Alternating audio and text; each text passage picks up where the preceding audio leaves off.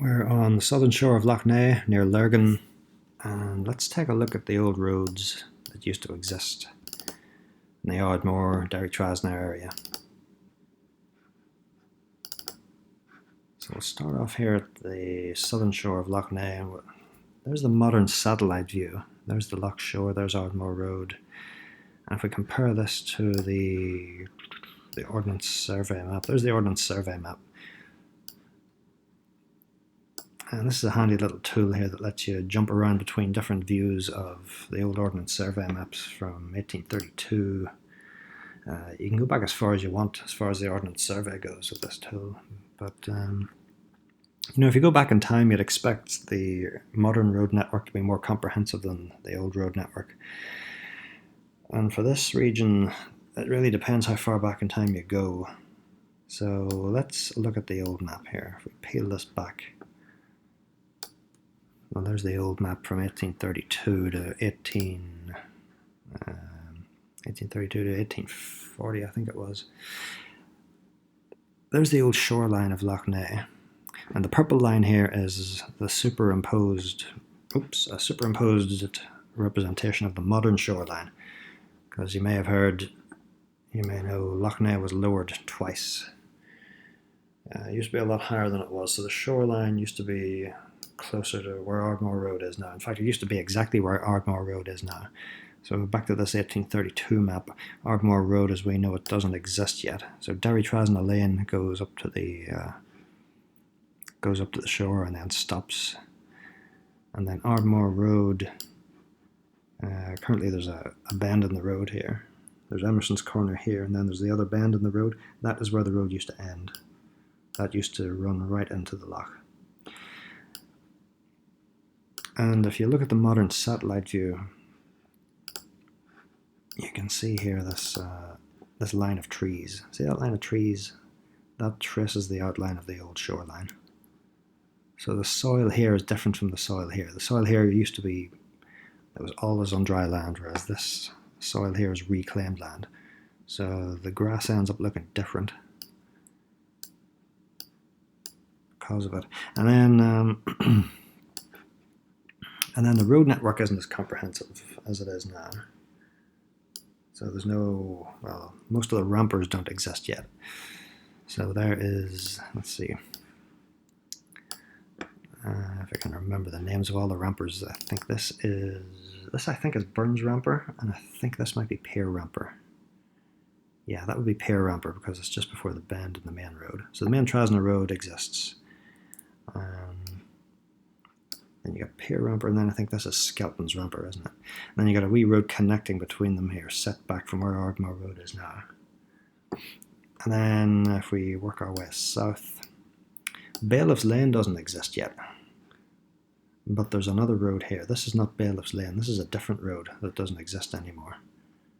We'll talk about that in a minute. And then here you got the wee loch, there's Loch Gullion. And it's really interesting to compare that to the modern map, because when you look at the modern map, Loch Gullion is smaller than it was before, which I think is a result of the Loch Gullion drainage attempt. I think it was one of the Brownlows who did it.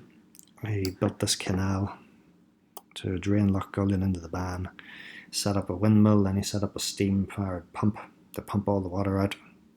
And he did manage to, the idea was to reclaim Loch Gullion and use it for agricultural land, grow some crops on it. And he succeeded for about a year or two, I think, and then the Bann bust its banks in a big flood, and the wee loch filled up again.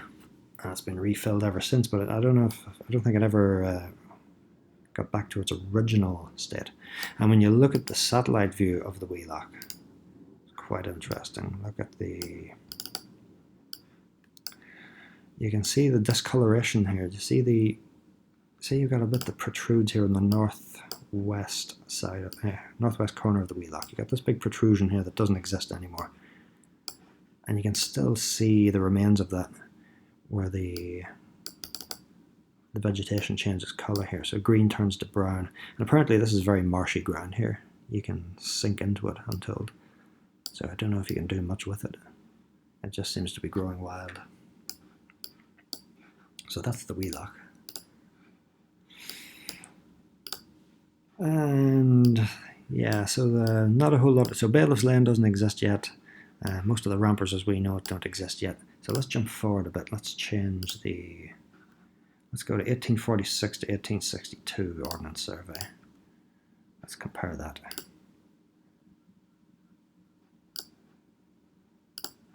Let's compare that to the modern map. And first of all, the big difference here is the shoreline of the loch has changed now. The loch has been lowered by this stage. So the shoreline of the loch on this map is much closer to where the shoreline is now in the modern map. But Ardmore Road, as we know, it still doesn't exist. It has been extended slightly here. Derrytrasna Lane here has been extended slightly along the shoreline, but it stops at this point. And then closer to Ardmore. So Ardmore Road has now been extended down as far as about Burns Ramper, just beyond it slightly. So Burns Ramper exists. That's Pear Ramper. This would be Skelton's Ramper, and now we have, I think that's Bay Ramper and Hall Ramper. So the rampers as we know them are now built in this view. And instead of Ardmore Road connecting Derrytrasna Lane to Ardmore, you have a wee road here connecting these new rampers, which is set back off the shoreline. And there seems to be a row of settlements here that you probably would have accessed from this road rather than from the shoreline. And it's very hard to find any trace of those wee roads now. You know, if we go to Burns Ramper,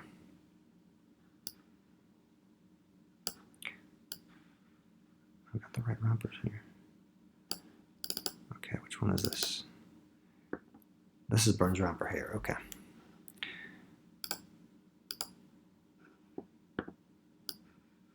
Yeah, so this is Burns Ramper, and seems to be a wee road, a very narrow road connecting to Pear Ramper. And there's really not much trace of it on the modern map.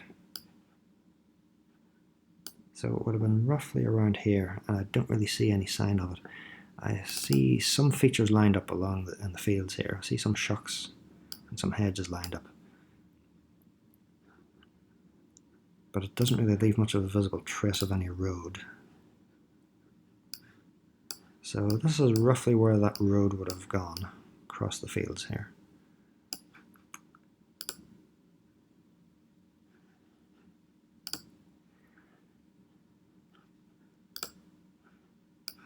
So that's that road. And then when you go south of the main road, that's where it starts to get really interesting in this view. I mean, there's Church Road. We're familiar with Church Road. And there's the lane that goes from Breen's Shop over to Skelton's Ramper. We call this the Wee Black. Talk more about that later as well. But when you go south of the main road, this is where it starts to get really interesting. So there's Bailiff's Lane. Let's take a look at the modern map. So there's Bailiff's Lane. We're all familiar with this. And there's a wee bend in the road. This bend in the road in Bailiff's Lane, this used to be a 5-pointed junction. There used to be a huge road network here between the main road and the Recce Road. Look at the amount of roads here. So you had a ramper here beside Skelton's that went close to the Wee Loch, which is now retreated. And there's just this whole web of roads. I mean, if we look at Bailiff's Lane in the modern view,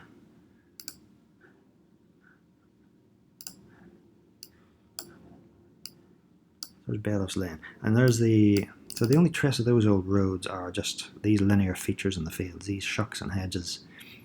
But apart from that, you wouldn't know that there had ever been a road network here. Look at this. This part went straight across to this other ramper here, whose name we'll probably never know. So the outline of that ramper that doesn't exist anymore, it's invisible here. The hedges here are lined up with it.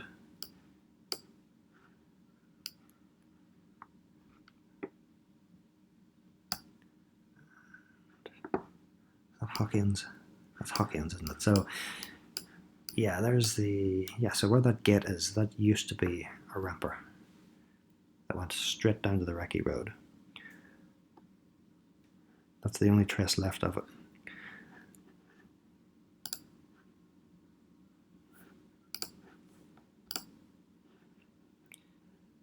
And then Bailiff's Lane, this junction, this spaghetti junction you had in the middle of Bailiff's Lane. There's really not much trace of the old roads now. It's all overgrown. But there was 5 ways you could get out of here. So there was a road that went straight through the fields in this direction. And this lane here, it's now a private entrance, but that used to be a road that connected to that other ramper beside Skelton's. I see an old wall here that tells me this is very old. That's an old looking wall. And this row of hedges, that went towards the crossroads. That was your other road. And then there was another one here opposite Hall Ramper, beside Colley's house. Let's take a look at that.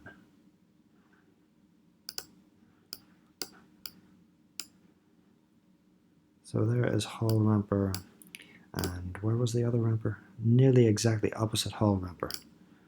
So what you're looking at here, this row of hedges beside Colley's house, that was where that old ramper used to be.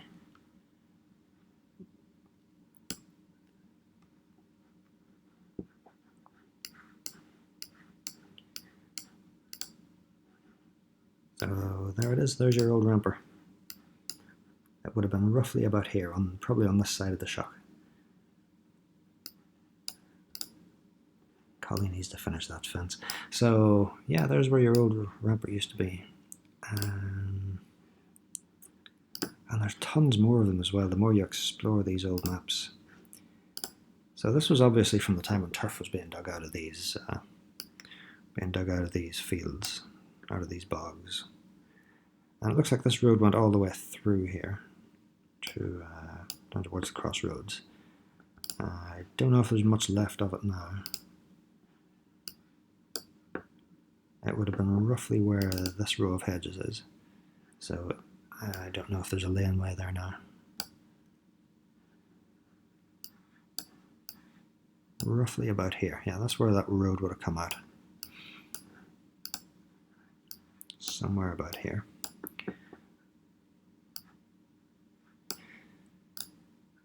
Very often you'll see old roads like that. The remains of them are sometimes just rows of hedges in the fields, or sometimes private entrances, or sometimes they're just lanes that are used by farmers to access the fields.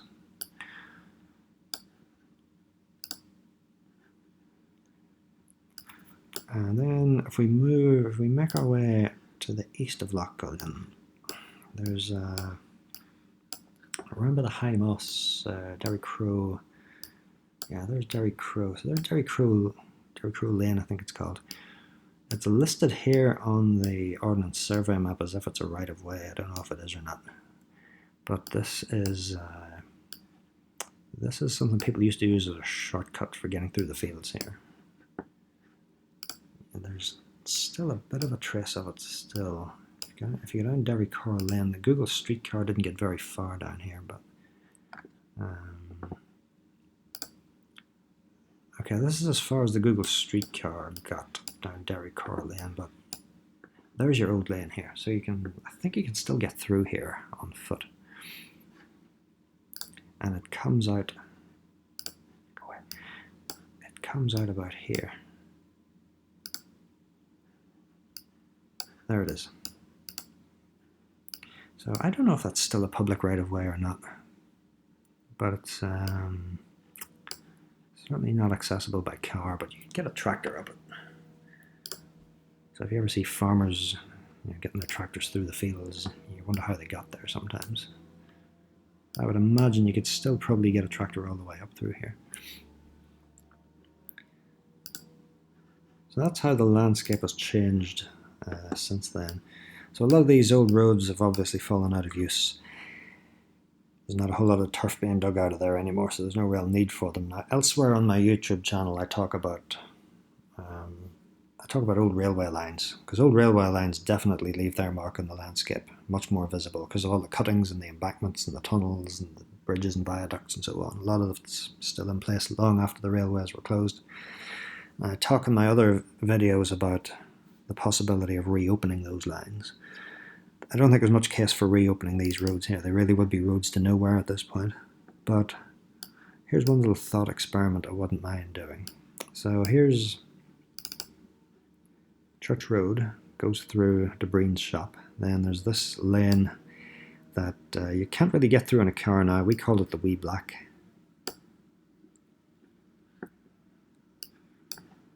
There it is. There's that lane that goes through the Skelton's Ramper. So you can't get a car through there, but you could walk it. Now, what if you paved this? What if you poured a bit of concrete? Not wide enough to get a car on, but just wide enough for bicycles, say. And you made it accessible to bikes. There's a house halfway up there now that you could just, to stop cars getting through, you could put a bollard or something here to let bikes and pedestrians get through, but stop cars from getting through. So bikes and pedestrians could get all the way through here. Comes out on Skelton's Ramper. And you would emerge triumphantly here. This part of it's been paved now. What if you then extended the Wee Black? Maybe not exactly here, but maybe alongside the edge of this field here. What if you then built a very narrow track, wide enough for a bicycle, just to get across here to Bay Ramper? And then up here, maybe another little track here to get you across to Sarsfields. Say somewhere about here. Don't know how up to date these photos are. But what if, yeah, there's Sarsfields. So somewhere about here, what if you put a wee narrow bicycle track through here? And then you could get through to Sarsfields. And Sarsfields has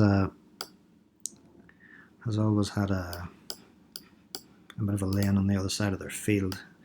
We can ask them nicely to leave this gate open so people could ride bikes through here. It wouldn't be a public right of way, but and then you could build another extension to that, another bicycle trail, maybe around here somewhere, or somewhere but the entrance to Sarsfields, or about somewhere around here.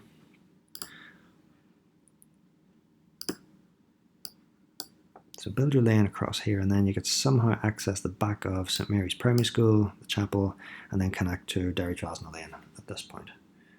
And you come out around here. And again, not a road I'm talking about now, just a bicycle path. And that would connect, yeah, that would connect about here somewhere.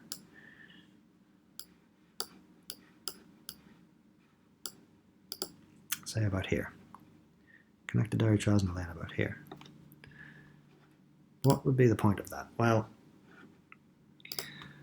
look at this road here. Banfoot Road, Derrytrasna Road. It's a straight and it's open, and as you know, it is a complete and utter racetrack, especially for young fellas. You know what they're like? They get their license, they think they're Lewis Hamilton, so you get very high vehicle speeds on this road. And you can ask people to slow down, you can put up speed limit signs all you like, you can put up a 30-mile-an-hour speed limit sign, you can maybe get a cop to sit there with a hairdryer one day of the year, but as long as the road is wide and straight like this, you're going to get high vehicle speeds, whether you like it or not. And that means parents are going to be reticent about letting their kids ride their bikes on this road. And adults who would like to ride bikes and would enjoy it are reticent about doing so because they perceive, rightly or wrongly, that it's too dangerous. And when you see roads like this, they kind of have a point. Riding a bike on this road can be a bit risky, given the kind of drivers that are out there. So what if we built this bicycle route that you can't get cars down, but you can get bikes down? That would connect,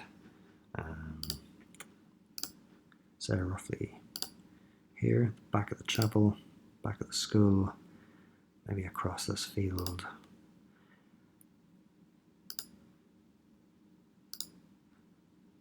Connect the Sarsfields, across the Sarsfields, and then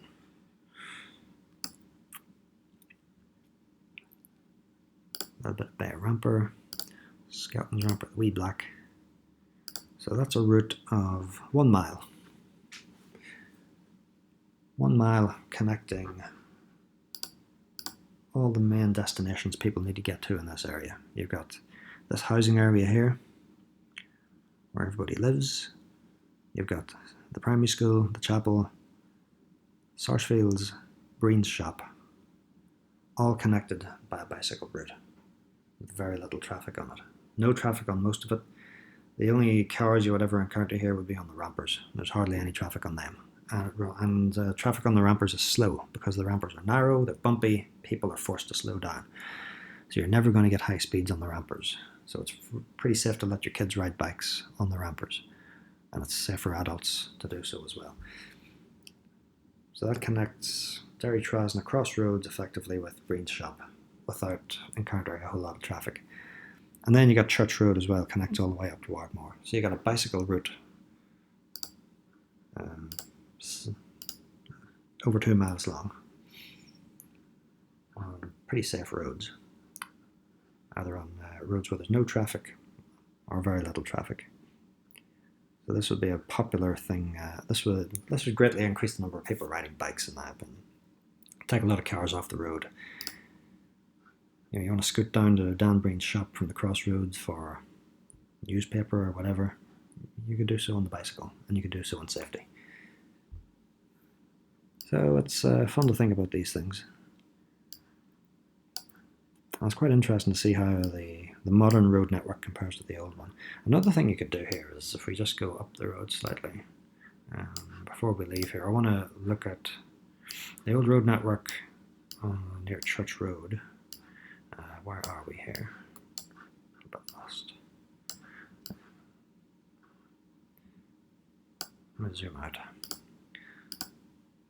Okay, there's Derry out corner. So there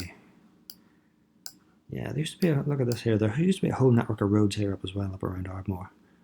Some of these lanes still kind of exist. You can still just about get a car up some of these, but they're not. I don't know if they're public rights of way or not. There used to be a couple of roads up to the back of where Emerson's is now. You could nearly drive all the way from. You could get from Church Road pretty much all the way up to Emerson's, by 2 different routes. Don't know if you can do that now.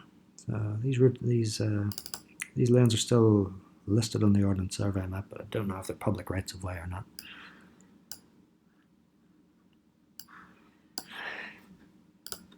So yeah, those are the old maps. So those are the old roads as they used to be. And just before we leave, there's one other road I want to look at, which is a common Kilvergan Road. So Kilvergan Road, there's a road around the back of the primary school here at Derrytrasna, which I would call Kilvergan Lane. It's listed on the map as Kilvergan Road, but I think it's Kilvergan Lane. It goes down to a dead end at the motorway. Did not always used to be a dead end. That used to go all the way through to Wolf's Island before the motorway was built.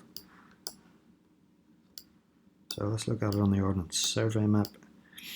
So there's Kilvergan Lane. It runs into a dead end at the motorway, but if you look at the old map before the motorway was built, which is hard to imagine now, it went all the way through up to where Coleman Park is now. And you can still see it. It's still that lane still exists. Farmers use it for accessing their fields now, but it used to be a public right of way. It probably still is a public right of way, actually. There's just nowhere to get to. There's nowhere that anyone needs to go except for the farmers. There's no houses down here, as far as I know.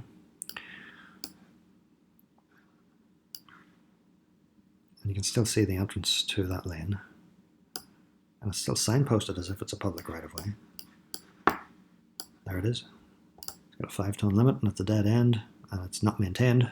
No tarmac on the surface, but there it is. So again, thought experiment. What if you built a footbridge over the M1 here? Not a road bridge now, but a footbridge. Just wide enough to get pedestrians and bicycles over. What would that do? That would create a safe bicycle route between Coleman Park and Wolf's Island and the primary school. You could get into the primary school on the other side. Just knock a hole in that wall, build a path across the football field, and you have a safe route to school. So older kids from Wolf's Island and Coleman Park would be able to ride their bikes up to school in safety. They could ride up here. There's almost no traffic on this road. And if you built a greenway on this side, you could ban cars from it completely. Just allow agricultural vehicles could be allowed in, but no cars. Just let kids ride their bikes up here, cross over the M1 across a nice little footbridge that you could build for about £1 million or so, and access the school. That would solve a lot of problems. I hear this gets a bit congested here. People dropping their kids off at school. There are better ways you can get kids into school than dropping them off in cars. So there's possibilities there. So we might not be able to restore all the old roads, but they do offer lessons about more efficient ways of getting around.